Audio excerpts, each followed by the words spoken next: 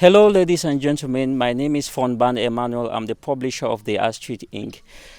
With us here today is Professor Anita Diop, who is the executive director of the African Roots and Heritage Foundation. She's also a lecturer at Hopkinsville Community College in USA. She is an Afro-American who is actually here with a lot to share with fellow Africans. Professor Anita, welcome. Thank you. Okay, you've been in Cameroon and visiting Eseka in the central region of Cameroon. Yesterday, you were meeting with some young people at the Bantu Museum. What actually did you share with them? Uh, I share with them about believing in yourself, about believing in your brother, about self identity, self love, about making decisions that would benefit yourself, your family, and the greater community.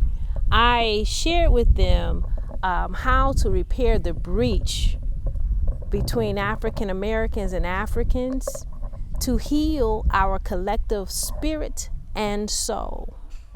Okay, Prof, what should be taking you at this point in time to Africa to actually go on this mission? Because we notice this is not the first you have started for some time.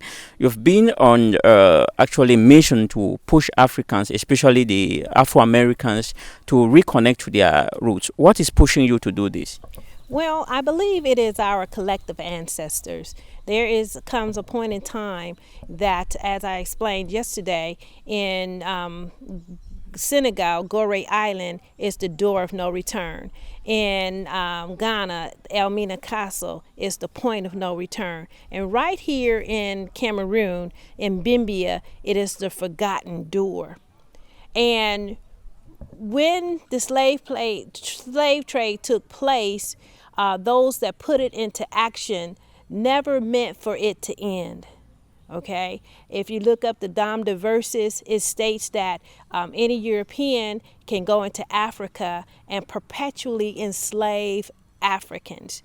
And so at this point in time, our ancestors saying no more. It's time for our children to return. So you find African Americans and other Africans throughout the Americas that were taken into the slave trade. They have a yearning and a desire to reconnect with Africa because we feel individually as well as collectively that we have no home. You know, who are our parents? Who will stand up for us? When a child is young and they're in trouble, they look for their parents to protect them. But as Africans in the diaspora, we have no protection. So we want to reconnect with that, our roots, and not only just reconnect. We want to feel welcomed. We want to feel at home. We want to feel that we have protection. We want to feel that we have love. We want to feel that our African brothers and sisters desire the same good things for us. Okay, Prof, there is a popular African saying that if you don't know where you are coming from, you will never know where you're going to. Another one says if you don't know where the rain started beating you, you definitely would not know where you got dry or where it stopped. At this, where do you think this trouble started in Africa?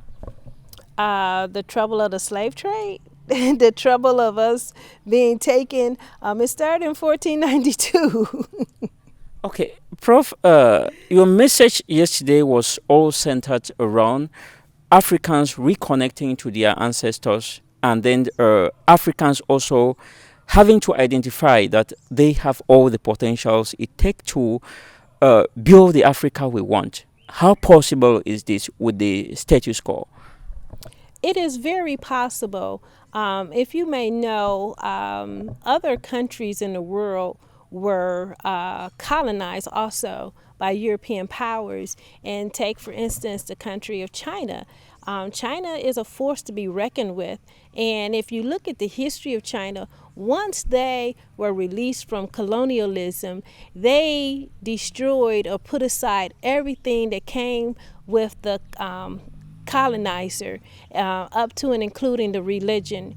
And because of that, they were able to recenter and refocus who they were in their national identity, and that collective power has risen them to a world power. And I suggest the same thing for Africa, to go back to the ways of your ancestors and reclaim your power. I believe that is how we became discombobulated, disconnected, disoriented, and we accept wooden nickels when it's obvious that those nickels are wooden. And so when you have an opportunity to go back to your origin, go back to your mother, go back to your father, go back to your grandparents, they're going to teach you right. Has it ever been said, or has it ever been known, that the ancestors have steered you in the wrong direction? It has never been said. So if we rely upon our ancestors to teach us, to guide us, we cannot go wrong. The younger generation, Prof, would say what is stopping them? They are the leaders. Uh, what message you have for these leaders who are in power, and whom others believe that they are a great impediment that is stopping that force that has to transform the Africa? Well, I personally believe that when you self-identify, you do not ask permission. So if the youth come up and they're steadily asking the older leaders permission to act, permission to do, permission, they will never get it. And I strongly believe that if we train a young generation up of visionaries that are willing to act instead of ask, you will see a whole new Africa. Okay, thank you so much, Prof. It was a privilege talking to you from the Astute Inc. It's a very, very great privilege. I must repeat that we are at Eseka, a locality in the central region of Cameroon, where Professor Anita Diop was visiting, and she's been talking to great young people on what it takes to reconnect to the real Africa that we know. She had a very wonderful discourse yesterday, and we are just signing out with her.